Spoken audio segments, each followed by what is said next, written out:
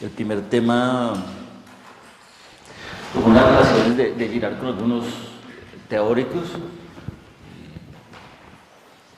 Yo voy a decir algunas cosas de algunos, puse unas citas que están en este libro de algunos, pero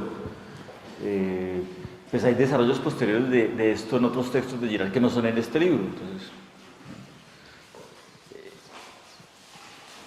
vamos a mirar aquí, unas que están aquí explícitamente en este libro las vamos a mirar, pero podemos decir algo de las otras.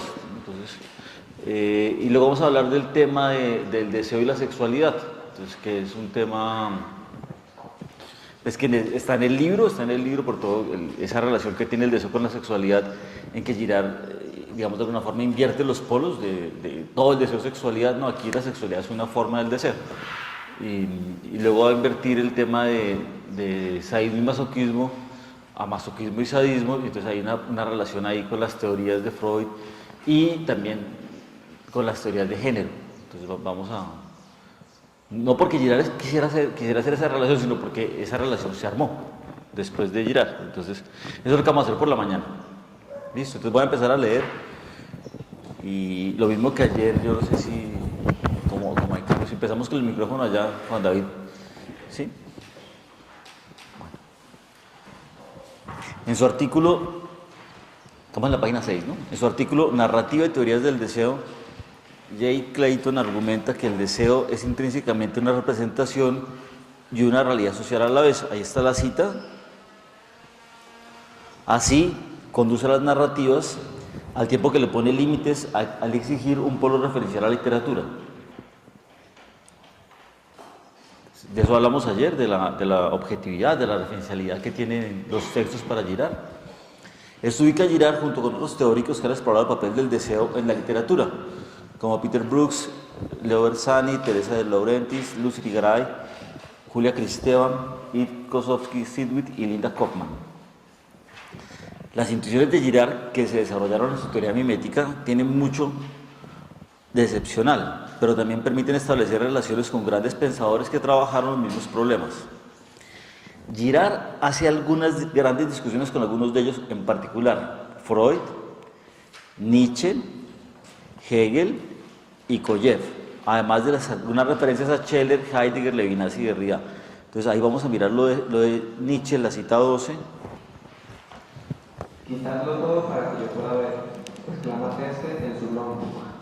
En el límite extremo de este despojamiento interior, el orgullo debe llegar a aferrarse a sí mismo en la luz original de un yo puro. Pasar de la vanidad al orgullo es pasar de lo comparable a lo incomparable, de la división a la unidad, de la angustia masoquista al desdén soberano.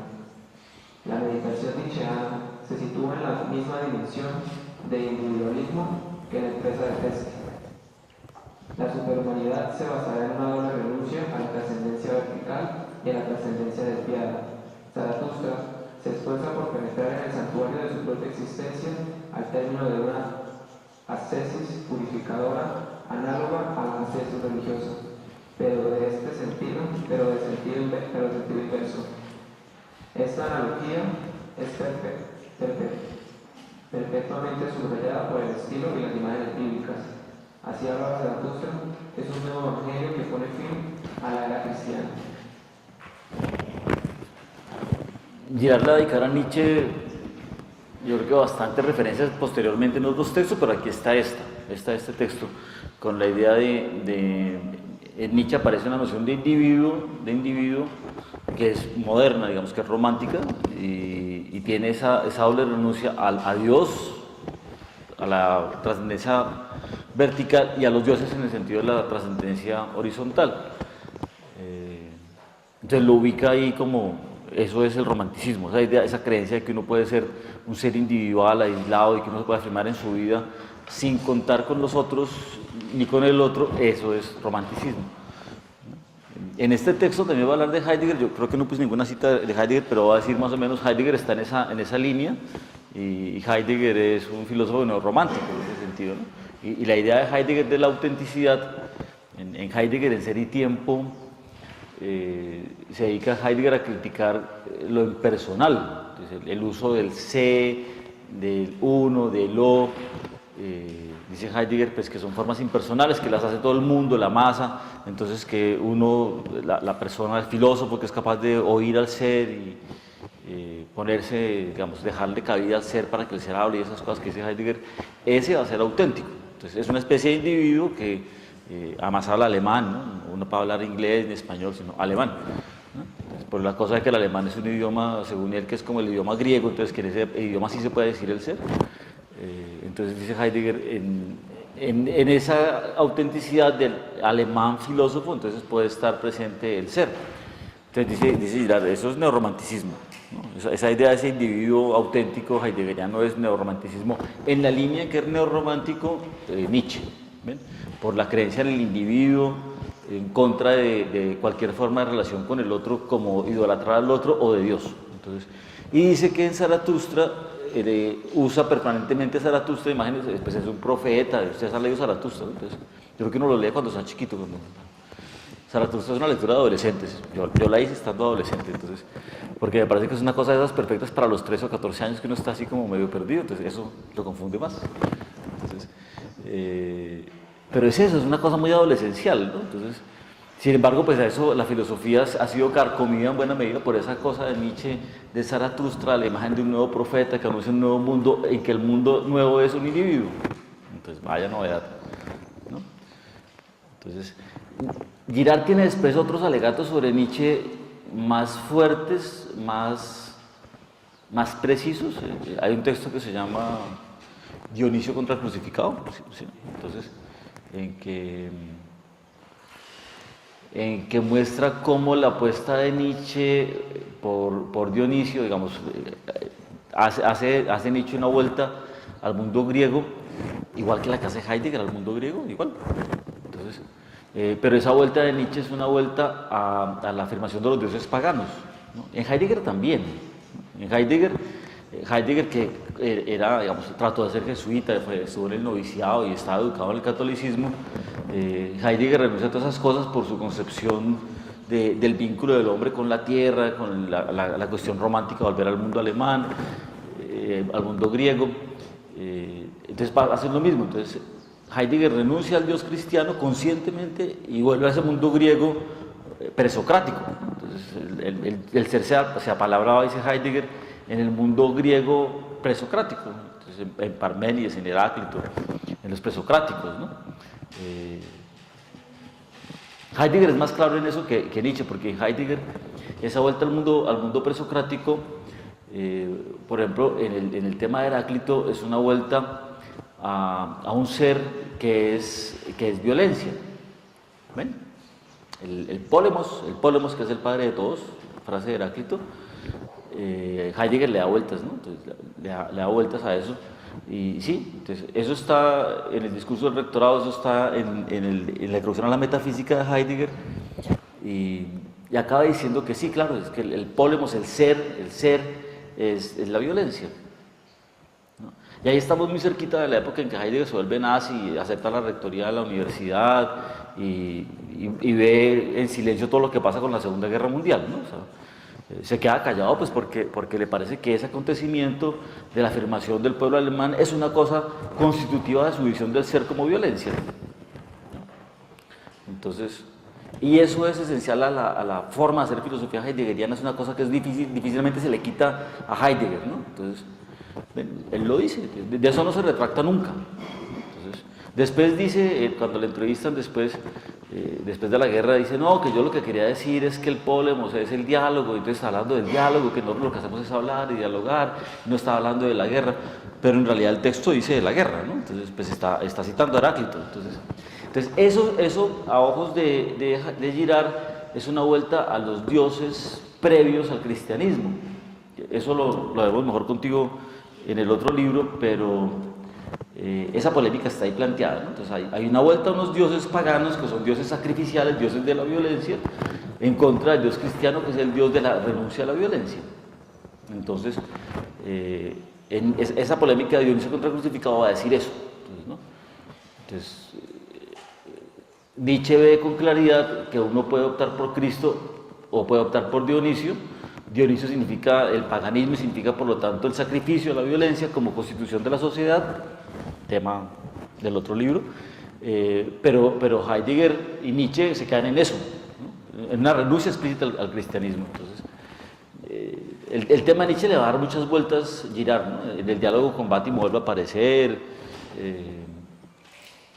En esa reunión que hubo en Amberes, ellos se sentaron a hablar, ¿no? Se sentaron a hablar una tarde, ¿te acuerdas ahí? Y Girard estuvo, pues citaban a Nietzsche en alemán, es una cosa muy exótica, muy bonita, muy larga. Estaba Charles Taylor ahí que estaba callado, pero fue un diálogo entre Bátimo y Girard sobre ese tema de la relación con Heidegger y con Nietzsche. Entonces, porque va a decir después que sí, pues que Nietzsche es un gran teólogo y que Nietzsche ve las cosas que tiene que ver, o sea, ve esa cercanía con la violencia, la violencia como formadora de la sociedad, pero en su opción Nietzsche acaba justificando todo eso. Entonces, hay unas referencias ahí de Girard a que Nietzsche, la locura de Nietzsche es que se da cuenta que toda esa teoría que ha construido es una teoría que está mal, porque la opción real es una opción por Cristo y no una opción por Dionisio. Entonces dice, la locura es esa variación permanente entre Cristo y Dionisio. Y las cartas que Nietzsche escribe cuando está encerrado porque está loco, son así, ¿no? Entonces, yo, Federico crucificado, el otro día es Dionisio, entonces va mutando permanentemente su forma de comprenderse entre Cristo y Dionisio. Entonces, es una cosa, digamos, es una cosa vital de Nietzsche estar enredado en esa relación indefinida entre ser Cristo o ser Dionisio. Entonces, es una relación muy importante. Entonces, Nietzsche es un gran teólogo, no es un gran filósofo, es un gran teólogo porque ve esa teología de la violencia. Y aquí aparece esa referencia, la primera referencia que aparece es esta, entonces es porque está justificando el individualismo. En lo que sigue la teoría girardiana va a ser esa relación con la violencia. Ese es un tema que se puede ahondar todo lo que uno quiera. Entonces, sobre Nietzsche y Girard pues hay suficientes materiales, hay referencias, bastantes artículos sobre eso, me parece, ¿no? Es una relación larga. Él le gastó tiempo a eso, entonces no sé si quieren decir algo de esa relación, los que han estado trabajando en esas cosas, los que han mirado, o si les quedan dudas de lo que estoy diciendo. A mí me parece que es una relación muy importante, ¿no? Es una referencia permanente en todos los libros, en casi todos los libros de Girard hay referencia a Nietzsche, ¿no? Entonces, hasta el final, es una referencia permanente, entonces ahí, Nietzsche. Entonces, como que es uno de los puntos de diálogo y de debate permanente de Girard en toda la obra. Entonces, la primera cita es esta y sigue de aquí en adelante, entonces, ¿no? Con artículos explícitos sobre Nietzsche y luego con referencias en todos los libros.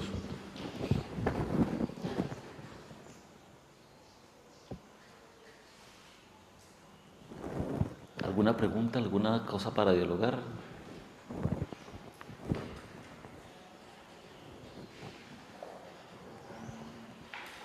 Calladitos.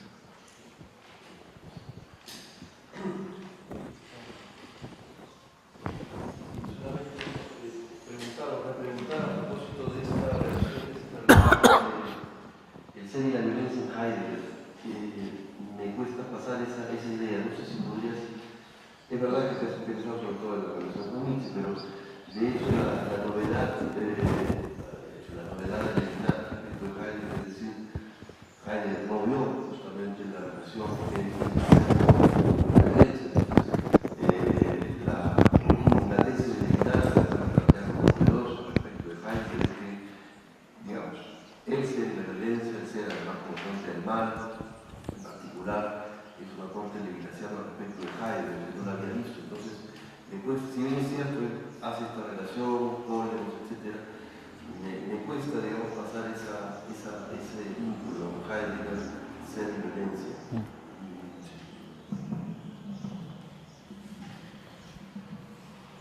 Sí, en la introducción a la metafísica, en la segunda parte, hay un texto sobre Antígona, una referencia a Antígona, en que empieza diciendo que el hombre es lo más terrible, ¿no? Ahí está. Entonces, es lo más terrible, ¿por qué? Por la capacidad destructiva que tiene el hombre. Entonces, Y ahí, en esa cita, se remite a Heráclito, digamos, está leyendo Antígona, pero se remite a Heráclito, y entonces ahí aparece la referencia al ser como violencia, ¿no? Ahí en ese texto en particular, en la introducción a la metafísica, en la referencia a Antígona.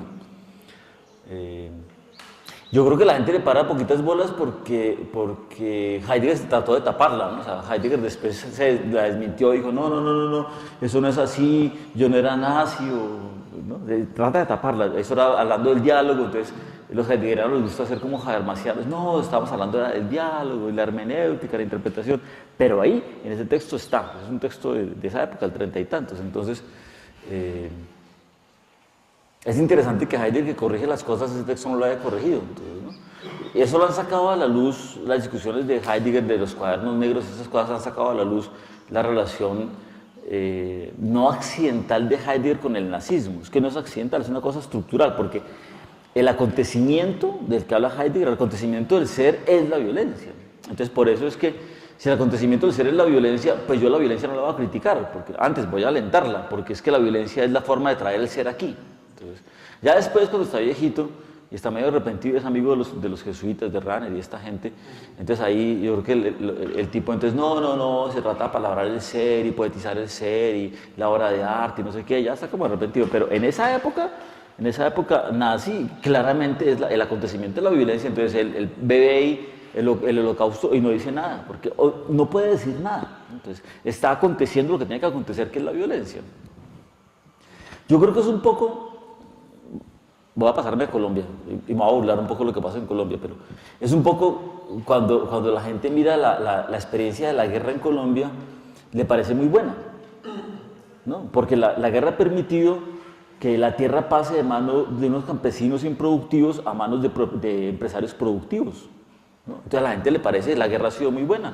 La guerra llenó las ciudades, ustedes vieron Bogotá, el tamaño de Bogotá, ¿no? Entonces la guerra llenó las ciudades de gente que puede trabajar. Entonces, señoras del servicio doméstico, gente que hace aseo, gente que limpia, gente que vende cosas en la calle, llenó las ciudades de gente y el campo lo dejó limpio para tener grandes empresas productivas de minería o de palma o de no sé qué. Entonces, la guerra ha sido una cosa muy benéfica. De hecho, ha crecido mucho, el Producto Interno crece con la guerra. Entonces, criticar a la guerra no es tan fácil, ¿no? O sea, nosotros, cristianos un poco estúpidos, que nos da por tener compasión con las víctimas, cosa criticada por Nietzsche, la cosa de la compasión, que nos parece que está mal que maten a las personas, nos parece que está mal que haya gente que la desplacen, que pierdan su tierra, que la amenacen. Somos unos estúpidos porque en realidad la guerra es muy productiva, ¿no? Además en Colombia la guerra ha significado, por ejemplo, que los militares y los políticos ganan más dinero por la guerra, ¿no? Entonces, si eso se ve en Colombia, sin ser filósofo, si no se ve en Colombia, sí, digamos, hay una posición de mucha gente en Colombia, digamos, los medios de comunicación, los empresarios, el gobierno en buena medida, los partidos políticos, ven la violencia como una cosa benéfica. Yo no sé por qué Heidegger, que estaba pensando eso, no podía verlo un poco con más claridad, es que lo veo con mucha claridad, ¿no? Entonces, cuando la gente está promoviendo la violencia, ve que la violencia es buena, ¿no? La violencia produce muchas cosas positivas. ¿Ves? O sea, que tengamos unas fincas en Colombia enormes que producen aceite, que producen cacao y que exportan cosas, eso es positivo. Que tengamos un empresariado floreciente, que tengamos empresas en Colombia es muy bueno. Venezuela, que es un país terrible socialista, no tiene nada de eso porque no han hecho la guerra. ¿Ves? Así lo dicen en Colombia. Entonces, la violencia es positiva. Ojos vista digamos, de la gente que en Colombia va ganando la guerra. Entonces, desde el punto de vista de los ganadores, la violencia es totalmente legítima y positiva, ¿no?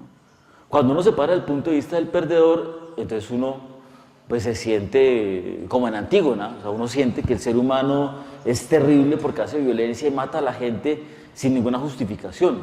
La posición Antígona, esa frase es una frase creo que del coro, que está conmovido porque todo eso que pasa en Antígona de matar al hermano, de no dejarlo enterrar, de matar a Antígona, de que el hijo de Hemón se suicida, la esposa del rey se suicida, de que el otro se suicida, todo eso que pasa ahí, que es terrible, es desencadenado por la violencia y el coro es el que siente compasión, pero es el coro. Creonte no siente ninguna compasión, ¿no? Creonte está feliz con lo que está haciendo, cuando al final pasa todo lo que pasa, Creonte está horrorizado, ¿no? Pero yo no me acuerdo de haber escuchado ningún texto de Heidegger, leído ningún texto de Heidegger donde esté horrorizado por la violencia. Entonces, ¿no? Yo no sé, yo no creo que Nietzsche esté pensando eso, yo no creo que Nietzsche esté pensando exactamente como en la promoción de la violencia, porque entre otras cosas Nietzsche, por ejemplo, es muy crítico con el tema de los alemanes, es muy crítico con el racismo, con el nacionalismo. Entonces, no creo que Nietzsche lo esté pensando así, ¿no? Entonces, pero Nietzsche el tema ese de la compasión, del espíritu gregario, del espíritu cristiano, de esa figura femenina, la compasión le molesta mucho. Entonces, hay un germen en Nietzsche contrario al espíritu compasivo, ¿no? Entonces, y en Heidegger yo creo que sí hay una posición muy clara de esto de la violencia es el acontecer del ser. El ser acontece con la violencia. Ya cuando está viejito, digamos, yo creo que allá en manos de Rahner y esta gente, entonces dice esas cosas bonitas, no, el ser acontece en la poesía, ya acontece en la obra de arte y no sé qué, en los caminos del bosque en Alemania, ¿no? Pero no hay ninguna retractación seria de Heidegger sobre eso del acontecer del ser como violencia.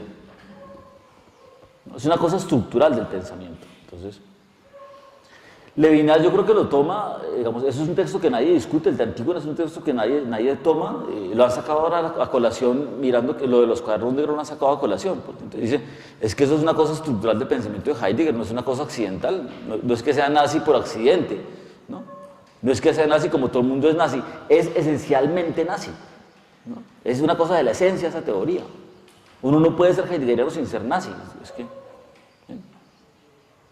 Entonces, de ahí lo de Levinas es que las totalizaciones impiden ver al otro, entonces las totalizaciones o las metafísicas son esencialmente violencia, porque esas impiden que escuchemos al otro. ¿Por qué no por el clamor del otro? Pues porque estoy totalizando una teoría que me impide ver al otro, el rostro del otro. El rostro del otro en medio de la teoría no emerge. Entonces, a Heidegger le pasó eso. El rostro de la gente que estaba matando en los campos de concentración no podía verlos porque estaba con su teoría de que el acontecer era la violencia. Le parecía lo más normal, ¿no? Proteger a Husserl, que no mataran a Husserl, y a Hannah Arendt, pues que se aburrió y se fue, pero el resto le parecía lo más normal, o sea, ¿no? Le parecía normal matar judíos, entonces, como a la gente en Colombia le pareció normal matar personas para quedarse con la tierra, para poder hacer todas las luchas que estamos haciendo, ¿ves? Para estar felices de que el país crece y no es como Venezuela que está terrible y no sé qué, ¿no? El ejemplo en Venezuela es Colombia, que es Colombia, un país que a partir de la guerra está creciendo, o sea, a partir de matar 300.000 personas, tener 60.000 desaparecidos, tener 5 millones de hectáreas que le ha quitado a la gente pobre, eso es el crecimiento en Colombia. Y eso es lo que quieren como modelo en Venezuela, ¿no es cierto? Entonces, allá tienen el socialismo, que es una emulación mala del capitalismo, ¿no? ¿Sí? Pero les parece que el modelo colombiano es muy bueno, entonces el modelo colombiano es bueno porque es un modelo a partir de la guerra. Entonces, es un modelo terrible. Entonces, ¿sí me hago entender? Aquí nosotros somos bastante nazis. La mirada que se tiene en Colombia, el empresariado y los políticos, particularmente el empresariado sobre la pobreza y la guerra en Colombia, es una visión de ese estilo. Es la legitimación de la violencia. Entonces, eso está claramente en ese texto de la metafísica, y Levinas cuando mira de vuelta esas cosas, claro, está escandalizado. Entonces, si yo hago una metafísica del ser y una metafísica totalizante, lo que no puede pasar es que yo tenga sensibilidad frente al otro. No me pasa que yo me conmueva mínimamente por el dolor del otro. ¿No? Por eso el tema de la emergencia del rostro del otro, digamos, el ser no emerge en los libros, el ser no emerge en la guerra, el ser emerge en el rostro del otro, y el otro que está amenazado por mi propia violencia. Entonces, ¿no? Esa inversión de Levinas es bastante interesante. Entonces, en Girard sí yo creo que hay una cosa muy particular, porque pero eso ya me meto con lo que ustedes, yo creo que la posición de la Biblia de no legitimar el sacrificio, y la Biblia comienza con eso, digamos, Caín y Abel, ¿no? O si comienza con Moisés, ¿no? Lo mismo. La Biblia comienza con alguien que tiene una conmoción frente a la violencia. En Caín y Abel es que Dios no sanciona la violencia, Dios critica la violencia, ¿no? Entonces, la sangre de tu hermano está clamando ante mí desde el suelo. No es la posición que legitima la violencia sería: muy bueno que lo mates, ven y fundemos la ciudad, como Rómulo y Remo. En la posición de la Biblia es una posición de crítica a esa violencia, ¿no? De cuestionamiento. Tampoco está, en Caín y Abel tampoco a Caín lo mandan matar, ¿no? Entonces, hagamos una venganza, no, protejamos a Caín, ¿no? Pero si la Biblia comienza con Moisés, si el acontecimiento histórico que origina la Biblia es Moisés lo que tiene es una conmoción interna por la situación de los esclavos. ¿no? Es un egipcio acomodado, un señor de la corte, que se conmueve con ese destino terrible de los esclavos, ¿no? Y ese acontecimiento de Dios, que se le aparece ahí la zarza ardiente y no sé qué, que le dice, he sentido el dolor de mi pueblo, es él el que lo siente, esa conmoción interna de la experiencia de Dios. Entonces yo creo que en Nietzsche sí hay una posición neopagana que va hacia lo que hace Heidegger después y desarrolla Heidegger, ¿no? Entonces, no sé si fui claro con las referencias. ¿Sí? Sí. Es algo que el texto, me parece que el texto, no recuerdo la fecha de la introducción a la metafísica de Heidegger, pero me parece que es posterior al texto de Levinas del año 33, donde él dice claramente que la filosofía del cristianismo es la filosofía de Heidegger, y es ahí donde Levinas sanciona el ser como violencia. Me parece que la introducción a la metafísica de Heidegger es posterior, digamos, a esta declaración de Levinasiano donde había percibido ya sobre antes de Heidegger. Entonces adelanta, digamos, a Heidegger y sospecho que Heidegger, sospecho que Heidegger ha conocido la crítica de Levinas y de ahí que ha incorporado eso. Ahora lo dice una vez, ¿no? Porque Heidegger va evolucionando, va dejando de ser, termina pasando el último Heidegger y ya ni siquiera menciona el ser, ¿no? Entonces, en realidad, mi observación era respecto a si se puede tan fácilmente, como no sé si es el caso, tan fácilmente identificar el ser y la violencia como el descubrimiento heideggeriano, no tampoco lo han dicho así, y si no tiene antecedentes ya en Levinas.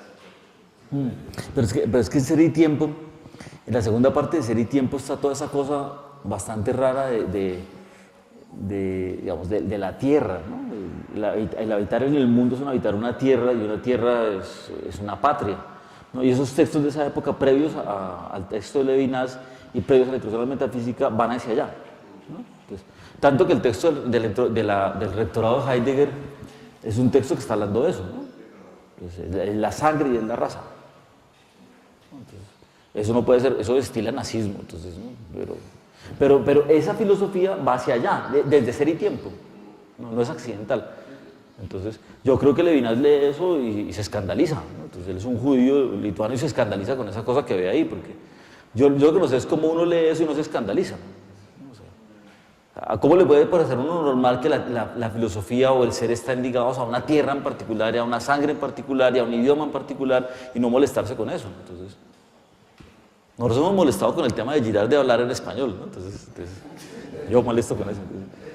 Yo entiendo que la dificultad con Girard es que está en francés o en inglés, entonces, y nosotros hablamos español, no somos fácilmente bilingües, entonces ahí está el tema de pongamos esto también en español y hablemoslo en español, ¿no? Entonces, y parte de la molestia es la traducción tan mala que tenemos, ¿no? Digamos que se omiten páginas y que traducen mal las cosas y no sé qué, pero yo no vería una razón especial para que haya un idioma que tenga predominancia sobre otro, eso me parece ridículo, ¿no? O sea, decir que el idioma alemán porque se declina es igual que el idioma griego y que entonces eso me parece de una ridiculez suprema, ¿no? Y paralelo a eso me parece ridículo. Entonces Heidegger tiene mucha ridiculez, pero es la ridiculez terrible de la guerra. Es como cuando uno en Colombia mira los medios de comunicación, los empresarios hablando y no le parecen patéticos, son patéticos, ¿no? Esa justificación en Colombia permanente de la violencia es una cosa patética.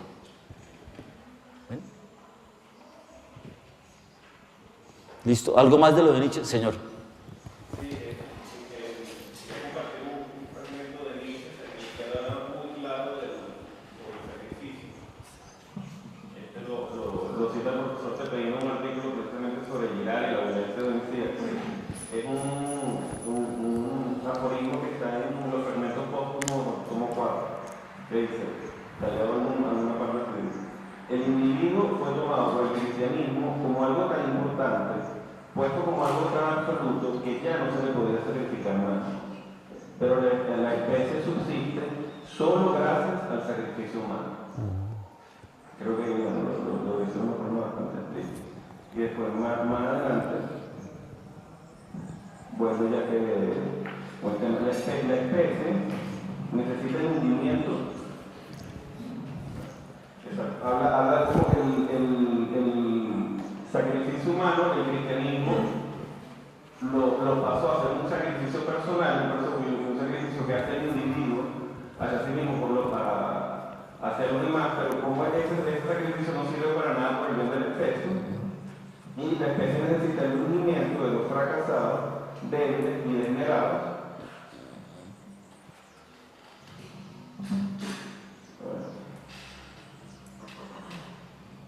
Para el florecimiento de la especie es indiferente si un individuo se sacrifica a sí mismo.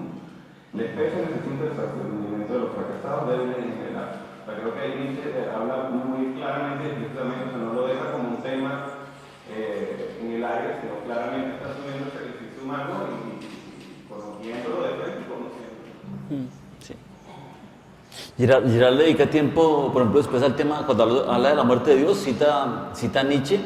Entonces, Dios ha muerto, nosotros lo hemos matado, entonces haremos sacrificios y rituales y no sé qué, o sea, repetiremos el ciclo ritual, pues eso es un tema de allá. Entonces, yo estoy refiriéndome al texto donde aparece esto, el Nietzsche en este texto, porque Girard sí es muy rico en desarrollos con Nietzsche, ¿no? Eso es un tema muy amplio, entonces, él va a repetir ese aforismo, entonces, Dios ha muerto, nosotros lo hemos matado, entonces ahora nos toca hacer sacrificios y ritos y todas esas cosas. Entonces, Nietzsche tiene esa claridad, entonces, pero eso es una cosa que aparece allá, en ese texto. Entonces, pero eso es un tema que uno puede trabajar, digamos, uno de los temas a desarrollar posibles, la relación Nietzsche-Girard es profundamente rica, evoluciona en todos los textos, y entonces es un diálogo fuerte y profundo. Entonces, con esa idea de que Nietzsche tiene una comprensión muy profunda de lo que pasa realmente en el mundo, él lo dice, ¿no? Entonces, el que tiene una comprensión fuerte es Nietzsche. Entonces, ¿ven? También, por ejemplo, eso que preguntábamos ayer de la referencialidad, pues eso es Nietzsche, ¿no? Todo es interpretación. Entonces, no, los muertos son muertos, las víctimas son víctimas, los hechos son los hechos. Entonces, aquí hay un aterrizaje antinichano a la realidad, que eso en el mundo de la hermenéutica, de la pura interpretación, o de que todo se negocia, o que todo puede ser resignificado, pues no. Entonces, aquí no, aquí hay unos hechos que son hechos, ¿no? Entonces, ¿listo, señor? Sí, me tenía como la pregunta, porque a veces como que percibo que tu lectura de Nietzsche cae en un individualismo que no creo que sea así. Bueno, por ejemplo, en la genealogía de la moral está muy bien explicado el paradigma de la violencia a partir del modelo bélico. Entonces, ese modelo bélico, particularmente en la genealogía de la moral, explica los antagonismos y los orígenes de las sociedades. O sea, no es una cuestión, no es que el individuo se encierre en sí mismo y esté luchando contra Dionisio y contra Cristo en su interior, sino que es que el modelo bélico explica la genealogía misma de las sociedades y la lucha entre las razas, que por ejemplo es una aplicación filosófica que va a llevar hasta el extremo Michel Foucault, por ejemplo. Pero entonces, mi pregunta va un poco si matizamos un poco esta lectura del modelo de la violencia en Nietzsche, pensando justamente esos antagonismos que se producen en las mismas sociedades, ¿eso no tiene relación también con esa postura de mirar de que el origen de la violencia se encuentra justamente en la construcción societal primitiva? A ver, en este texto que leímos, la referencia es el individualismo. O sea, él está viendo a Nietzsche como quien recae en el individualismo, porque se niega la relación de trascendencia horizontal, que yo idolatre al otro, y la relación de trascendencia vertical, que yo reconozca a Dios. Entonces, es el individuo aislado, y el superhombre es un ser individual, aislado, en este texto que leímos hoy. En otros textos va a aparecer lo que dices tú. Entonces, Girard va a decir, no, Nietzsche ve tal cosa, ve tal otra. Sobre la última parte, eso es una iglesia, ¿cierto? Tenemos una iglesia. Sobre la última parte de lo que estabas diciendo, sí, hay textos que hablan de esta relación de Nietzsche en general con la violencia. Él los mira con calma, o sea, tiene una visión completa de Nietzsche, pero es que está en artículos sobre Nietzsche, en capítulos sobre Nietzsche y en frases que tiene por todos los libros prácticamente. Entonces, creo que es una cosa que está en todos los libros. Entonces, supone muchos más desarrollos, uno puede profundizar mucho en la cosa de Nietzsche. Señor. Bueno, pues retomando este tema de Nietzsche, tenía pensado pues una cita también, pero antes de eso pues un comentario sobre esta cuestión de la genealogía laboral, porque igual pues él de todos modos no hace una descripción, digamos así, tranquila, y una explicación distante, digamos, de cómo funcionan las cosas, sino que Nietzsche, pues de hecho la genealogía se supone que es el valor de los valores, entonces él toma partidos, dice Roma contra Judea y el con Roma, la genealogía de la moral, ¿sí? Pero también estoy de acuerdo que acá el punto de vista es más individual, y entonces iba a citar un fragmento de Nietzsche de un texto de juventud, que es sobre Homero, se llama La lucha de Homero. Y la cuestión es que ahí se ve una fascinación muy clara de Nietzsche por la violencia, porque como algo productivo, digamos, en el modelo de los dionisíacos napoleónicos. Pues yo lo he explorado a través de cómo él ve la cuestión del arte también, ¿no? Y pues él precisamente incluso le atribuye como una salud, digamos, a la violencia, ¿no? Porque es lo que ha causado como ese poder cultural de los griegos. Entonces la cita, digamos, es muy inequívoca, porque es decir, el griego consideraba como una necesidad dejar correr toda la corriente de su odio. En ocasiones como estas se desahogan sus pasiones comprimidas y entumecidas. El tigre se despierta en ellos y en sus ojos brilla una crueldad voluptuosa, dice Nietzsche. Y esto lo ve como algo productivo, en términos estéticos y en términos existenciales. Entonces, pues igual Nietzsche con muchas transformaciones también, ¿no? A lo largo de su pensamiento, pero uno se puede detectar muchas veces esa fascinación abierta, digamos, por la violencia como una cuestión productiva. ¿Sí? Eso es un tema para Estefan, pero lo de la violencia tampoco es que Girard está haciendo una lectura moral de la violencia. La violencia es el origen de la cultura, luego todo lo que nosotros tenemos es originado en la violencia, entonces no hay un juicio, no, la violencia es terrible, no, la violencia ha producido la cultura, la sociedad. El asunto es que nosotros, que tomamos conciencia de eso, tendríamos capacidad de dejar de producir unas violencias, entonces, ¿no? Pero no, aquí no nos vamos a escandalizar, armar una lectura moralista de no, la violencia es terrible, no. La violencia, el origen de la cultura es la violencia y lo que mantiene la institución y la sociedad es la violencia, ¿no? Formas de exclusión y no sé qué. Entonces la pregunta es, ¿yo qué tomo conciencia de eso? ¿Qué hago con eso? Pero no hay una lectura moralizante sobre la violencia, ¿no? Entonces... Gracias. Yo voy a retomar esta relación entre lo pagano y lo cristiano. De acuerdo al mito de Dionisos Sagreo, Dionisos es devorado por los titanes y solamente queda el corazón de él, que es recogido por Atenea, y finalmente Zeus hace un nuevo Dioniso, que se ve de Dionisos Sagreo, y fulmina a los titanes. De esas cenizas de los titanes, pero que han devorado a Dionisos, nacemos los seres humanos, de acuerdo al mito pitagórico. Habría como un sacrificio para que nazcamos los seres humanos y para que seamos divinos, en el sentido de que lo negativo sería parte de los titanes, que implica la fuerza bruta, instintiva, y lo positivo, Dionisos. Entonces, en Grecia, a inicios del siglo XX, hubo un escritor que tuvo una gran idea, que era hacer unos festivales dionisíacos en Delfos. Se llamaba Ángelos Sicilianos. Y una de las grandes exhibiciones que él hizo fue una en la que asimilaba a Dionisos y a Cristo, porque también Dionisos da el vino, ¿sí?, que implica también sacrificio. La primera persona que da de probar el vino a sus compañeros es asesinado porque creen que quieren envenenarlos, en fin. Y luego retomar también esto de Antígona. En Antígona, aunque no está escrito en la tragedia de Sófocles, pero en Antígona Creonte ha hecho ya antes un sacrificio de su primer hijo, que es Meneceo. Ha tenido que sacrificarse para que la ciudad no cayera, para que la ciudad no cayera frente a quienes venían de Argos. ¿Sí? Entonces, él ha aceptado que su hijo se suicide. En otras versiones se dice que es el mismo Meneceo quien viendo el ejército de los argólidas que viene, se sacrifica él mismo, aunque su padre le ha dado dinero para que se marche, pero él se sacrifica, él se suicida para que la ciudad no caiga. Entonces, en esto de que Creonte no tiene compasión, a mí me parece que sería importante considerar el proceso de error de los helenos, que es la ate, la ibris, la némesis. ¿Sí? Creonte no es capaz de compadecerse de lo que está ocurriendo, porque primero asume que su ley es superior a la ley de Zeus o a la de cualquier otro dios. Es más, piensa que Zeus está reivindicándolo a él. Entonces ha caído en un proceso de Ater y de Ibris.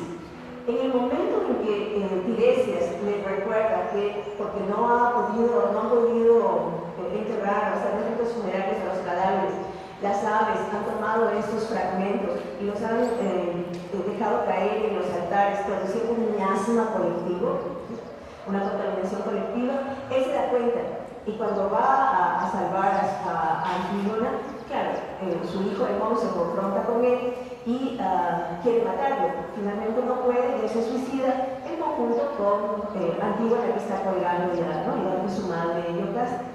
Pero lo que pasa es que no puede tener compasión. No puede tener compasión porque está en un estado hibrístico, porque no puede ver más allá de eso. Y todo lo que ocurre en su soledad infinita al final, porque su esposa también se suicida, ¿no? Menesteo ha sido sacrificado, o él mismo ha decidido sacrificarse, Hemón se ha suicidado, ¿sí? Toda la violencia que hay en Tebas, ella se suicida también. Y finalmente tenemos a Creonte, que está totalmente solo y arrepentido ya, porque ha pasado por ese proceso de Ater, Ibris y Némesis. Entonces, a mí lo que me parece interesante es reflexionar desde esa perspectiva también qué pasa con esto de la violencia y luego la reconciliación. O sea, ¿no será que vivimos ese proceso de error, de la confusión, el exceso y finalmente la justicia distributiva que viene hacia nosotros, ¿no? Y en esa justicia distributiva tal vez el aprendizaje que implicaría la reconciliación. Muchas gracias, muy bien. Así con la siguiente cita, que es sobre Hegel. Entonces, ¿no? Voy a leer el pedacito del párrafo, pero hay que volvernos a leer lo de Hegel. ¿Quién tiene el micrófono? Bueno. Las relaciones con Hegel, a través del influyente Kojev, son enormes, tanto en su comprensión del deseo como tomando el objeto de deseo del otro, así como en la cuestión de la búsqueda de reconocimiento que se desarrolla a través de la lucha entre amo y esclavo. Amo y esclavo es un capítulo de este libro, por ejemplo, ¿no? Entonces, en que mira el amo y el esclavo en el Quijote, y amo y esclavo es un tema que desarrolla en todo el libro, después en las relaciones entre masoquismo y sadismo, es un tema recurrente. Pero se pueden establecer más relaciones como con Platón, Aristóteles, Agustín, Tomás de Aquino, Spinoza. Y con pensadores más recientes como Erich Auerbach, Simon Weil, Roland Barthes, Zizek, abriendo la teoría mimética a campos en los que Girard no profundizó, campos recientes en los que uno puede empezar a establecer relaciones. Creo que parte de lo que hacemos nosotros en las reuniones, cuando nos reunimos en el coloquio de Violencia y Religión, es eso: la gente se siente a mirar relaciones y cosas, y las tesis suelen ser esas cosas, ¿no? Las tesis doctorales suelen ser desarrollos de hagamos esta relación con tal autor. Pero vamos a mirar lo de Hegel. Lo de Hegel aparece en este libro largo, digamos, hay un capítulo sobre eso. El tema del deseo es un tema que en ese contexto de los 60 venía siendo discutido a través de la posición de